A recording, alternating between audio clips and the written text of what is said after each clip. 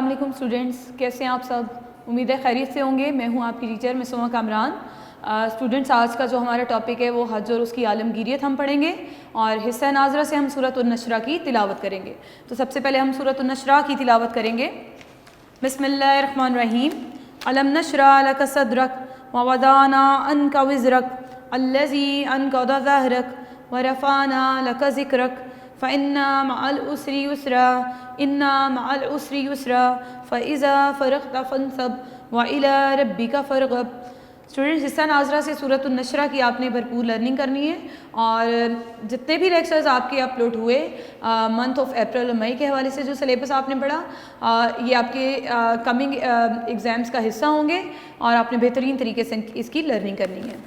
Daily basis पे नाज़रा की practice करेंगे तो बेहतरीन तरीके से आपको तमाम नाज़रा प्रिपेयर्ड होगा। इसी तरह से जो सूरतुल फजर आपने पढ़ी थी, डिटेल्ड सूरत है, लेकिन आप अगर पार्ट्स में उसकी डेली बेसिस पे 2 या 3 आयात की दोहराई रखेंगे तो आपको बेहतरीन तरीके से वो प्रिपेयर हो जाएगा। एज़ यू नो कि आपके 25 मार्क्स का एग्ज़ाम में नाज़रा जो है वो पार्ट होता है, तो आपने हिस्सा नाज़रा पे भरपूर तवज्जो देनी है।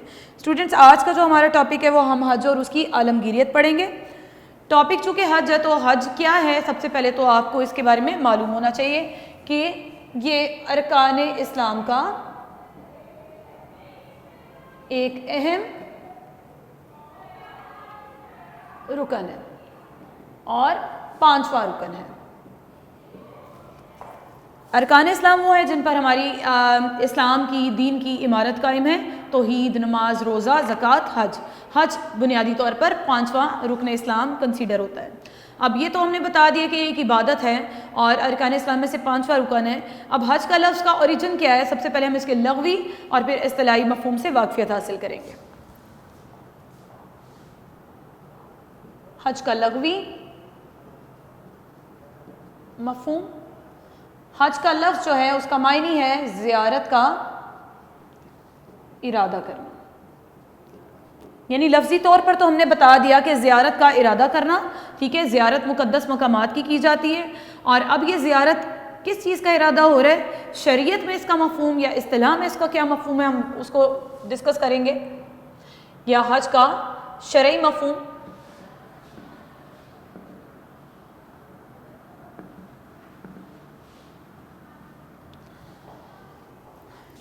चंद बातें जो शरई मफ़हूम के हवाले से स्टूडेंट्स आपको ज़हन में बिठानी है वो ये कि एक मुसलमान बैतुल्लाह की ज़ियारत के लिए जो इरादा करता है, ठीक है, और मनासिक हज की अदायगी के लिए करता है, उसको हम क्या कहते हैं, हज कहते हैं।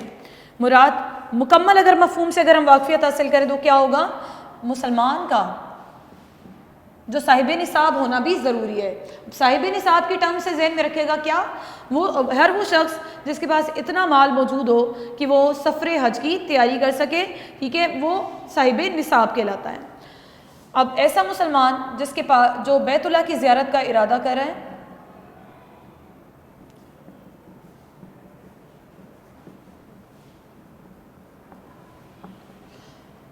और बैतुल्लाह की ज़ियारत किस लिए की जाती है, मनासिक हज की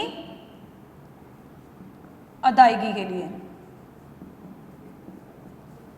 स्टूडेंट्स, मनासिक का मतलब होता है अरकान या फ़राइज़, यानी हज की मजमूई इबादत जिन अरकान पर टिकी हुई है वो तमाम मजमूई इबादत मिलकर मनासिक हज या अरकान हज कहलाती हैं।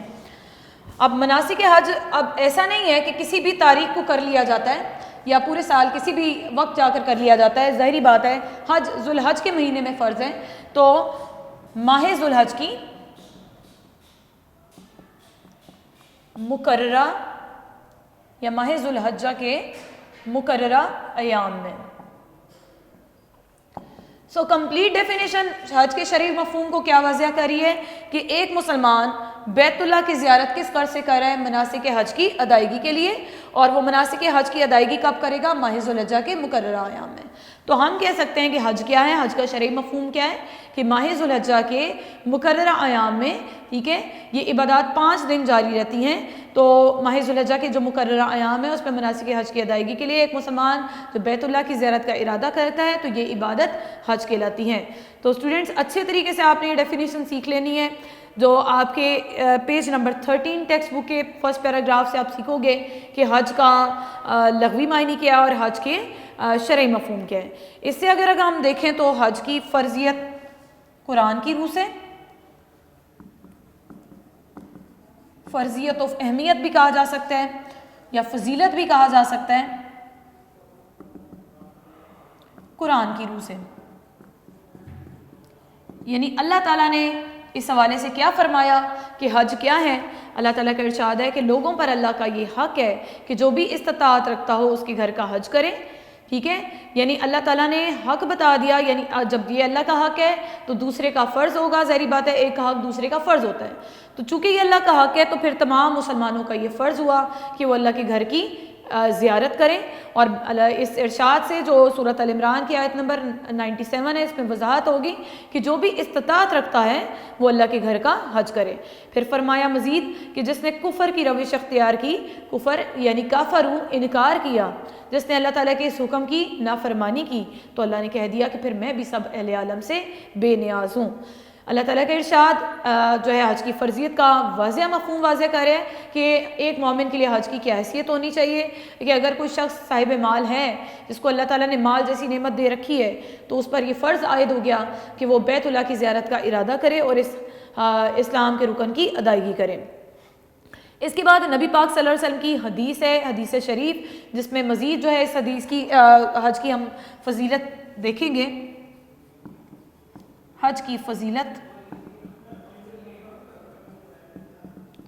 حدیث کی روح سے، یعنی نبی پاک صلی اللہ علیہ وسلم نے کیا فرمایا کہ حج کیا ہے، کہ حج کس کنڈیشن میں مسلمانوں پر فرض ہوتا ہے. اس حدیث سے ہی ہر مومن کو یہ بات واضح ہو جانی چاہیے کہ مختلف قسم کے مسائل جو ہیں اگر انسان اس کا شکار ہے تو پھر اس پر حج فرض نہیں ہے، اور اگر یہ مسائل نہیں ہیں تو پھر اس پر حج فرض ہے. نبی پاک کی حدیث مبارکہ ہے کہ جس شخص کو کسی بیماری، واقعی ضرورت یا ظالم حکمران نے روک نہ رکھا ہو. کون سی 3 کنڈیشنز دی گئی یہاں پر ہم اسے لکھیں گے. جس شخص کو کسی بیماری، واقعی ضرورت یا ظالم حکمران، ٹھیک ہے، اگر کوئی شخص بیمار ہے، بیماری اس نوعیت کی ہے کہ وہ سفر نہیں کر سکتا، ٹھیک ہے، پھر کہا گیا کہ اس کو واقعی ضرورت ہے، یعنی اگر ایک شخص اپنا جو ہے گھر والوں کا خرچ چلا رہا ہے، اس کی بیٹیاں جو ہے تعلیم و تربیت ان کی کر رہے ہیں، شادی بیاہ کے اخراجات ان کے اس پہ ذمہ داری ہیں، ٹھیک ہے، اور اس کو اس قسم کی واقعی ضرورت ہے کہ وہ حج پہ جو ہے خرچ نہیں کر پا رہا، تو پھر ایسی صورت میں اس پر حج فرض نہ ہوا.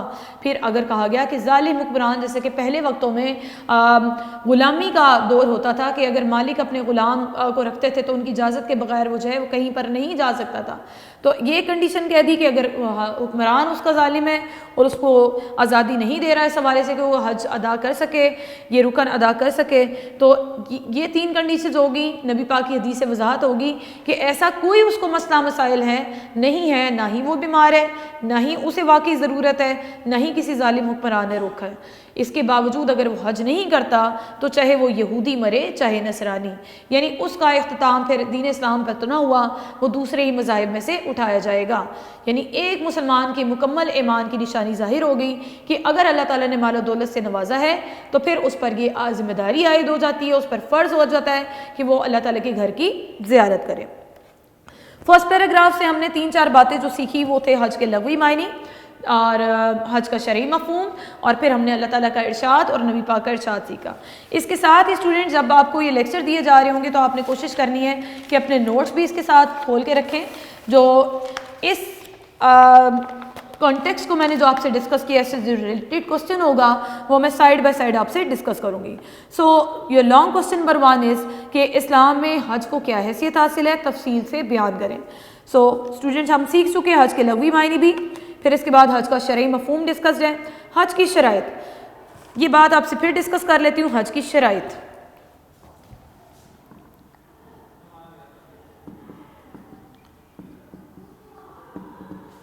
پہلی بات تو ہم نے اسے یہ سیکھی ہے 5واں رکن ہے، ٹھیک ہے. اس کے بعد آپ نے سیکھنا ہے کہ یہ ہر عاقل، بالغ اور صاحب استطاعت مسلمان پر، اور پھر زندگی میں ایک بار مسلمان پر فرض ہے. سو یہ حج کی شرط ہے. پھر میں وہی بات بتاؤں گی کہ جو بھی آپ پیراگراف ریڈ کر رہے ہوتے ہو تو اس پہ آپ کے پاس جو نالج کس طرح سٹور ہو رہا ہوگا.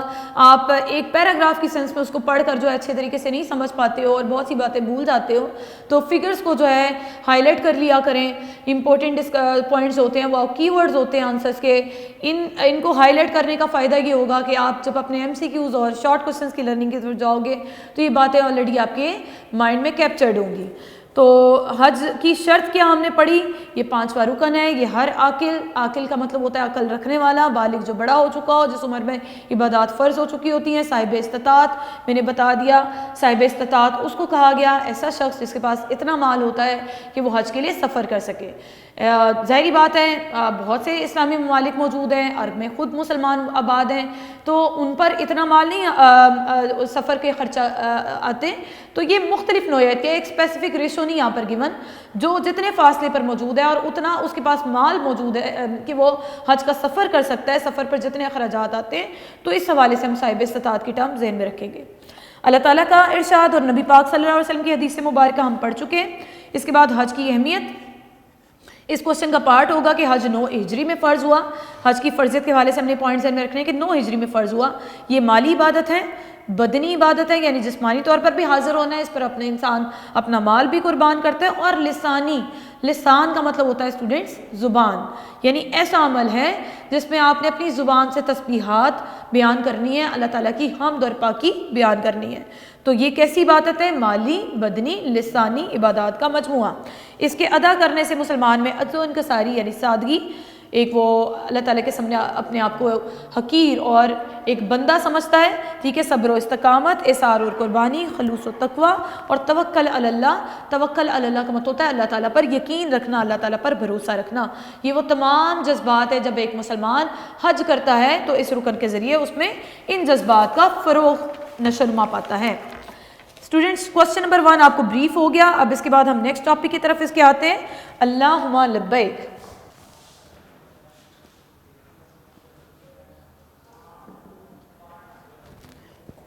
اسٹوڈنٹس یہ جو لفظ ہے اللہم لبیک, اس کا مطلب ہوتا ہے اے اللہ میں حاضر ہوں. ظاہری بات ہے اسٹوڈنٹس, اب آپ نے دیکھا کہ اتنے ڈھیر سارے اسلامی ممالک سے لوگ ایک مرکز کی طرف پہنچیں گے, سب کے مختلف جغرافیائی حالات ہیں, تو ظاہری بات ہے رنگ و نسل, شکل و صورت مختلف ہوگی. مختلف ممالک کی اپنی قومی زبانیں ہیں, تو یہ مختلف قسم کے جو ڈائیورشنز نظر آ رہی ہیں, جیسے شکلیں مختلف, رنگ مختلف, زبانیں مختلف, لیکن ایک ہی مرکز. پہنچ کہاں رہے ہیں؟ ایک ہی مرکز, خانہ کعبہ. جب سب لوگ وہاں پر ایک خاص حد تک پہنچتے ہیں, اور وہ خاص حد بتاتی چلوں وہ کیا ہے؟ میقات. میقات پہنچتے ہیں تو اپنا جو ہے قومی لباس ترک کر دیتے ہیں. میقات پہنچنے کے بعد یعنی یہ وہ جگہ ہے جہاں پہنچ کر مسلمان اپنا قومی لباس ترک یعنی چھوڑ دیتے ہیں, اور ایک ہی طرز کا سادہ سا لباس پہن لیتے ہیں, جسے کیا کہتے ہیں؟ احرام. تو ہم کہہ سکتے ہیں میقات پہنچ کر ہر مسلمان نے کیا پہن لینا ہے؟ احرام. جس طرح آپ ایک یونیفارم میں اسکول آتے ہو اپنے, تاکہ کسی قسم کا ڈسکرمنیشن نہ رہے, ایک ہی جو ہے یونیفارمٹی کے ساتھ تمام بچوں کو جو ہے جج کیا جائے یا پڑھایا جائے. تو اسی طرح سے جب اللہ تعالیٰ کے یہاں حاضری ہوتی ہے تو یہ ذہن میں رکھے گا, تصور کہ ہم ایک ہی لباس میں اللہ تعالیٰ کے یہاں پہنچتے ہیں. لباس فاخرہ, مختلف ممالک کے جو جبے اور یہ جو بھی مختلف قسم کے لباس ہوتے ہیں اس کو ترک کر دیا جاتا ہے, اور اللہ کے یہاں صرف اور صرف ایک لباس احرام پہن لیا جاتا ہے. ٹھیک ہے, جو لباس پہنا جاتا ہے اسے احرام. یہ ہمیں معلوم ہو گیا کہ اگر آپ سے پوچھا جائے احرام کسے کہتے ہیں تو آپ بتاؤ گے کہ میقات پہنچنے کے بعد جب مسلمان ایک خاص حد تک پہنچتے ہیں تو سب اپنا قومی لباس چھوڑ کر جو سفید رنگ کا ایک لباس پہنتے ہیں اسے احرام کہا جاتا ہے. احرام پہننے کے بعد کیا ہوتا ہے جی جناب, کہ سلطان عالم اور زمین و آسمان کے مالک کی, سلطان عالم اور زمین و آسمان کا مالک اللہ تعالیٰ بزرگ و برتر کی ذات کو مخاطب کیا گیا. یوں معلوم ہوتا ہے کہ یہ سب اللہ تعالیٰ کی فوج ہے جو دنیا بھر کی ہزاروں قوموں سے آئی ہے بھرتی ہو کر, ٹھیک ہے, اور ایک ہی بادشاہ کی فوج ہے اور ایک ہی بادشاہ کے دربار میں پیش ہونے جا رہی ہے. یہ یونیفارم پہنے ہوئے سپاہی جب میقات یعنی جس کو کہہ دیا گیا میقات کیا ہے؟ احرام باندھنے کی مقررہ جگہ ہے. یعنی اس سے آگے جب بڑھنا ہے اللہ تعالیٰ کے ہاں حاضری تو احرام میں ان سب کی زبانوں پر ایک ہی نعرہ ہوتا ہے یا ایک ہی کلمات ہوتے ہیں, اور وہ کلمات جو ادا کیے جاتے ہیں ان کو تلبیہ کہا جاتا ہے. تلبیہ کے کلمات کیا ہیں اگر آپ سے پوچھا جائے. اب اس پیراگراف میں جو 2 باتیں آپ نے سیکھ لیں کہ مسلمان اپنا لباس ترک کر کے کون سا لباس پہنتے ہیں اسے کیا کہتے ہیں؟ احرام. پھر کس مقام پر ترک کرتے ہیں؟ میقات. اور پھر تیسری بات جو آپ سیکھنے جا رہے ہو کہ وہ یہ تلبیہ کیا ہے, یہ تلبیہ کے کلمات جو پڑھے جاتے ہیں یا اللہم لبیک جو حاضری دی جاتی ہے اس کا ترجمہ بیان کریں. میں عربی کے ساتھ ساتھ پڑھ کے آپ کو یہ ڈیفائن کر رہی ہوں, ذرا توجہ دیجیے گا. لبیک اللہم لبیک, حاضر ہوں اے اللہ میں حاضر ہوں, لبیک میں حاضر ہوں, لا شریک لک لبیک میں حاضر ہوں تیرا کوئی شریک نہیں میں حاضر ہوں. ان الحمد بے شک تمام تعریفیں تیری ہیں, والنعمت لک اور تمام نعمتیں تیری ہیں, والملک اور بادشاہی بھی تیری ہیں, لا شریک لک تیرا کوئی شریک نہیں. عربی کے ساتھ ساتھ آپ کو اس تلبیہ کے جو ترجمہ ہے بہترین طریقے سے پریپیئر کرنا ہے. تلبیہ کے بعد جو نیکسٹ ٹاپک ہم ڈسکس کرنے جا رہے ہیں حج کے حوالے سے اسٹوڈنٹس, وہ ہے ملی وحدت. جو ٹاپک ملی وحدت ہے اس کے ساتھ ساتھ اگر آپ اپنے نوٹس پہ کوسچن نمبر 3 دیکھ لیں کہ مکہ مکرمہ اور بیت اللہ شریف پہنچنے کے بعد ملت اسلامیہ کی وحدت کے کیا مناظر دکھائی دیتے ہیں. سو اسٹوڈنٹس یہ پیراگراف کی ریڈنگ کے ساتھ ساتھ ہی آپ کو یہ بریف ہو جانی چاہیے ساری ہیڈنگس. اور ملی وحدت میں اور اس سے اوپر جو کوسچن ہے مسلمان عالم اسلام کے اتحاد کی جو روح نمایاں ہوتی ہے اس کی مثالیں, ٹھیک ہے. جو اتحاد کی مثالیں ہیں وہ ذہن میں رکھے گا کہ وہ کون سی ایسی چند باتیں ہیں جن کی بنا پر مسلمان کو متحد نظر آتی ہے, تو وہ لباس ہے, مساوات ہے اور تلبیہ ہے. پہلی بات لباس, میں آپ کو نوٹ سے ہی اس کو بریف کر دیتی ہوں. 3 باتیں کہ ملت عالم اسلام کے اتحاد کی ضرور نمایاں مثالیں دیں. نمبر 1 لباس. ظاہری بات ہے لباس سے مسلمانوں کا اتحاد, جیسا کہ میں نے ابھی آپ کو بتایا کہ تمام لوگ ایک مرکز میقات پر پہنچ رہے ہیں تو اپنا قومی لباس ترک کر رہے ہیں اور ایک ہی طرز کا سادہ سے یونیفارم پہن رہے ہیں جسے ہم احرام کہہ رہے ہیں. اب احرام کیا ہے؟ یہ حج کی شرط بھی ہے, رکن بھی ہے. احرام باندھنے کے بعد یوں لگتا ہے کہ جیسے یہ ایک بادشاہ کی فوج ہے, دنیا بھر سے بھرتی ہو کے آئی ہے اور سب ایک ہی بادشاہ کے دربار میں پیش ہونے جا رہے ہیں. یہ تو لباس کے حوالے سے آپ نے بتا دیا. اس کے بعد مساوات کس حوالے سے نظر آ رہی ہے؟ ظاہری بات ہے مناسک حج کے حوالے سے.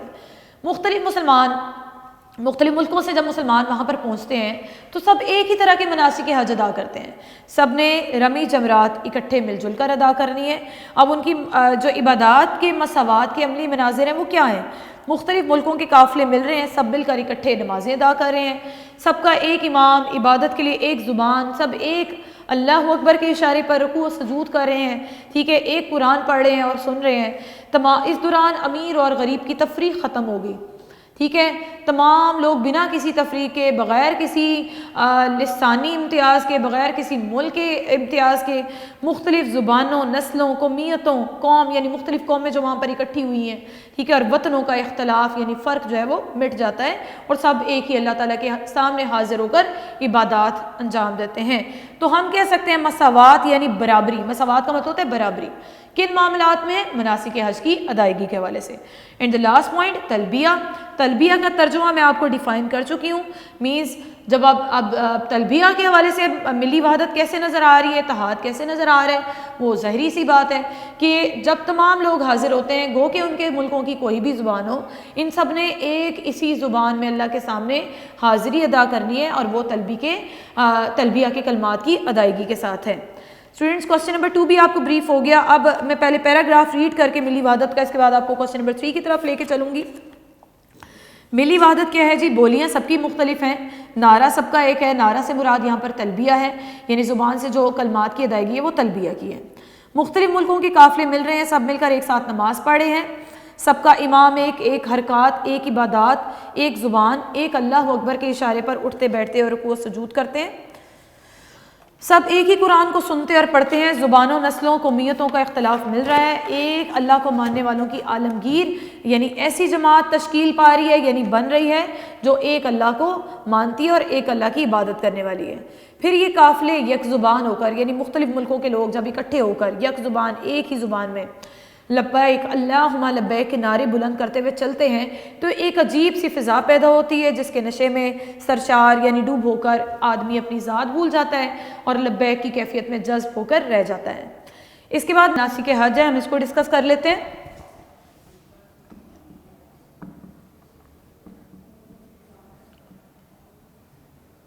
چیپٹر کے آغاز میں جس طرح میں نے آپ سے ڈسکس کیا تھا کہ مسلمان مناسک حج کی ادائیگی کے لیے جو ہے بیت اللہ کی زیارت کا ارادہ کرتا ہے.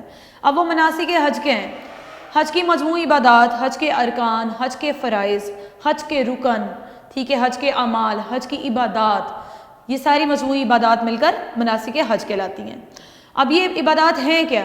ظاہری بات ہے، سب سے پہلے نیت کے بعد جب مسلمان روانہ ہوتا ہے تو میقات کے مقام پر پہنچ کر جو ہے وہ احرام باندھ لیتا ہے. احرام بھی مناسک حج میں سے ایک ہے، احرام کا باندھنا. احرام پہننے کے بعد جب میقات سے آگے بڑھ کر وہ جو تلبیہ کے کلمات زبان پر جاری ہوتے ہیں، تلبیہ کے کلمات کی ادائیگی بھی مناسک حج میں سے ایک ہے.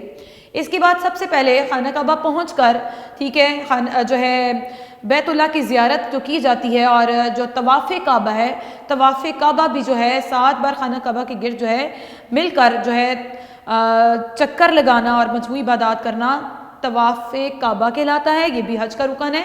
ٹھیک ہے، مینا میں کیمپ لگانا، مینا ایک مقام ہے، ٹھیک ہے، وہاں پر کیمپ لگائے جاتے ہیں اور ٹھہرا جاتا ہے. سب کا عرفات، میدان عرفات کی طرف کوچ کرنا اور وہاں ایک امام کا خطبہ سننا حج کے رکن میں سے ایک ہے. یعنی مسلمان جب میدان عرفات کی حوالے سے آپ جانتے ہو کہ وہاں پر امیر حج جو ہے وہ ایک خطبہ دیتا ہے. نبی پاک صلی اللہ علیہ وسلم نے بھی خطبہ حجۃ الوداع میدان عرفات میں دیا تھا، جہاں پر آپ پر آخری جو ہے وہی نازل ہوئی تھی. پھر جو ہے اس کے بعد رات کو مزدلفہ میں چھاؤنی ڈالنا، یعنی امام کا خطبہ سننے کے بعد سب لوگ مزدلفہ ایک مقام میں وہاں پر بھی کیمپس میں ٹھہرتے ہیں. پھر سب پلٹ کر واپس مینا آتے ہیں، قربانی ہوتی ہے. ٹھیک ہے، اس کے بعد جمرات پر کنکریاں مارنا رمی جمرات کہلاتا ہے. حج کا ایک رکن رمی جمرات کہلاتا ہے. اسٹوڈنٹس، جمرات شیطان کو کہا گیا. ایک 3 پلرز نصب ہوئے ہیں جن کو جو ہے مسلمان جو ہے کنکریاں مارتے ہیں. رمی کا لفظ کنکر پھینکنے سے لیا گیا ہے. عربی زبان میں رمی کا مطلب ہوتا ہے کنکریاں مارنا یا پھینکنا. ٹھیک ہے، تو شیطان کو جو کنکریاں ماری جاتی ہیں اس رکن کو جو ہے رمی جمرات کہا جاتا ہے. اس کے علاوہ آپ اچھی طرح جانتے ہو صفا اور مروہ کی پہاڑیوں کے درمیان 7 چکر لگانا بھی مناسک حج میں سے ایک ہے، جس کو سعی کرنا کہا جاتا ہے. ٹھیک ہے، سعی کہتے ہیں کہ، اور یہ حج کا ہر جو رکن ہے اسٹوڈنٹ ذہن میں رکھے گا اپنے اندر ایک سنت رکھتا ہے، یعنی کسی نہ کسی کی پیروی میں ہے.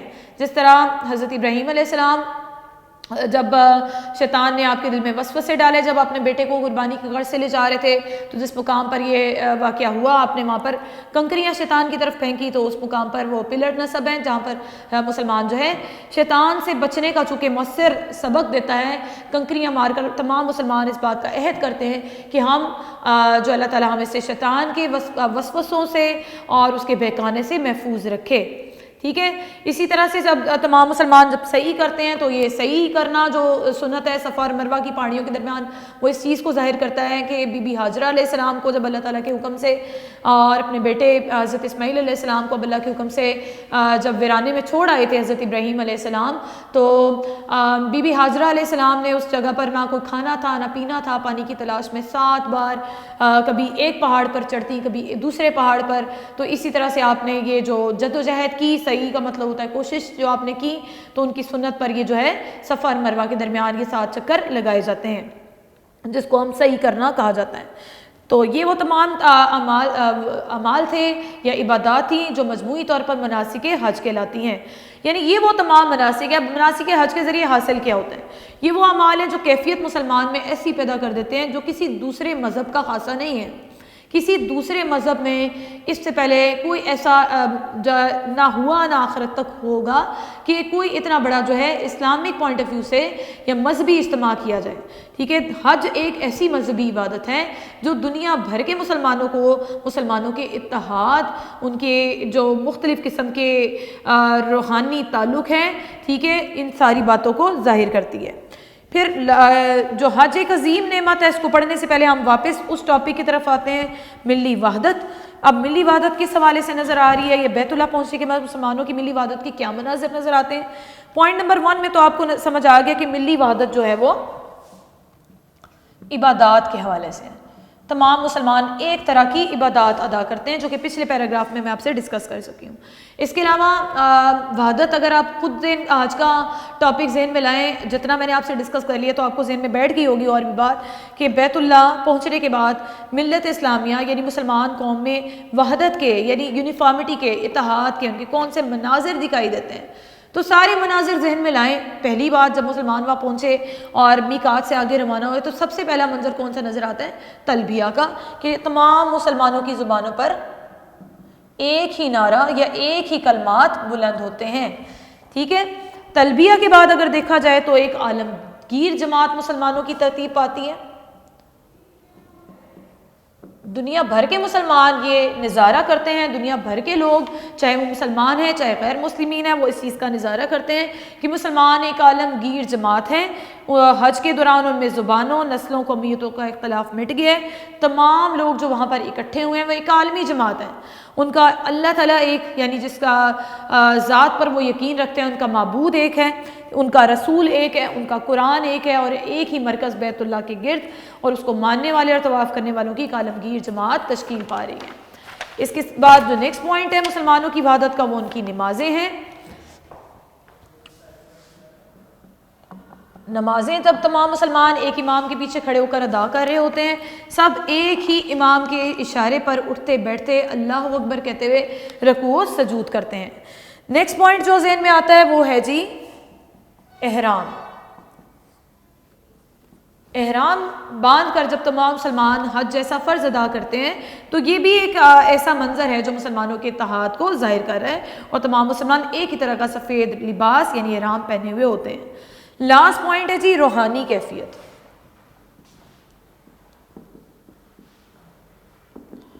روحانی کیفیت ایک ایسا منظر ہے جو ایک وہ شخص، وہ مسلمان، وہ حاجی، وہ عازمین حج ہی ملاحظہ کر سکتا ہے. یہ وہ کیفیت ہے روحانی کیفیت، یعنی اس کی اپنے روح کی کیفیت ہے جو اگر دیکھنے والا اپنی نظر سے اس چیز کو نہیں محسوس کر سکتا، جو شخص حج کر رہا ہوتا ہے اسی میں یہ کیفیت پیدا ہوتی ہے. اور یہ ایک ایسی کیفیت پیدا ہوتی ہے حج کے دوران کہ انسان اس وقت صرف اور صرف اپنی ذات کو بھی بھول جاتا ہے اور صرف ایک معبود کی طرف متوجہ ہو جاتا ہے. تو حج ایک عظیم نعمت ہے. کس بات سے واضح ہوگا؟ نبی پاک صلی اللہ علیہ وسلم کے ارشاد سے. اس کو پہلے یہ پیراگراف ریڈ کر لیتے ہیں کہ تمام قوموں کے عام لوگوں کا صاف دلی کے ساتھ ملنا. ٹھیک ہے، یعنی کیفیت کیسے پیدا ہو رہی ہے؟ روحانی کیفیت کہ تمام لوگ صاف دل کے ساتھ. آپ جانتے ہو کہ اگر کوئی حج کرنے کی گھر سے گیا ہے تو وہ معافی تلافی کر کے جاتا ہے. جب اللہ تعالیٰ کے گھر سے آتا ہے، حج کر کے آتا ہے، تو وہ گناہوں سے بالکل اس طرح معصوم اور پاک ہو کے آتا ہے جس طرح ایک بچہ اس دنیا میں آتا ہے اور وہ گناہوں سے پاک ہوتا ہے. قلبی اور روحانی اتحاد کے ساتھ، یعنی ان کی روح متحد ہو جاتی ہے. چاہے وہ دوسرے ممالک کے لوگوں سے ملاقات کرتا ہے تو دوسرے ممالک کے بارے میں معلومات سے بھی کبھی وافر ذخیرہ اس کے پاس آتا ہے، اور پھر وہ ایک ہی دفعہ وہاں جا کر نہیں رہ جاتا، ہر بار ہر سال جانے کا شوق لے کر اپنے دل میں آتا ہے. ہر سال اسی طرح پھر ایک مرکز پر اکٹھا ہوتا ہے. یعنی حج ہم کہہ سکتے ہیں یہ وہ نعمت ہے جو اسلام کے سوا اولاد آدم کو کسی نے عطا نہیں کی. دنیا میں امن قائم کرنے، قوموں کی دشمنیوں کو مٹانے، لڑائی جھگڑوں کی بجائے محبت، دوستی اور برادری کی فضا پیدا کرنے کے لیے حج سے بہتر کوئی نسخہ کسی نے تجویز نہیں کیا. نبی پاک سرور کونین صلی اللہ علیہ وسلم کا ارشاد ہے کہ بے شک حج گناہوں کو اس طرح دھو ڈالتا ہے جیسے پانی میل کچیل کو. جس طرح پانی کو استعمال کرنے سے آپ جانتے ہو کہ میل کچیل صاف ہو جاتا ہے، اسی طرح کہا گیا ایک شخص چاہے جتنا بھی گناہ گار ہوتا ہے، جب وہ اللہ تعالیٰ کے گھر حاضر ہو کر گناہوں کی معافی طلب کرتا ہے تو اللہ تعالیٰ اسے بالکل اس کے گناہوں سے دھو کر پاک صاف لوٹاتا ہے. اسٹوڈنٹس، حج کے جو ٹاپک آج ہم نے پڑھا، امید ہے آپ کو اچھی طرح سے سمجھ آ گیا ہوگا نہ. اور جو بھی بات آپ اسلامک پوائنٹ آف ویو سے اسٹوڈنٹ سیکھتے ہو، اس کو صرف اپنی ٹیکسٹ بک تک یا اپنے نالج تک نہ رکھا کریں، عملی طور پر کوشش کیا کریں. بحیثیت مسلمان ہمارا یہ ارادہ ہونا چاہیے کہ ہم اللہ تعالیٰ، اور دعا ہونی چاہیے اپنے رب کائنات سے کہ اللہ تعالیٰ ہمیں اپنے گھر حاضری کا موقع دے اور ہم حج کی یہ فیوز اور برکات حاصل کر سکیں. اسٹوڈنٹس، اپنا بہت زیادہ خیال رکھے گا. اللہ حافظ.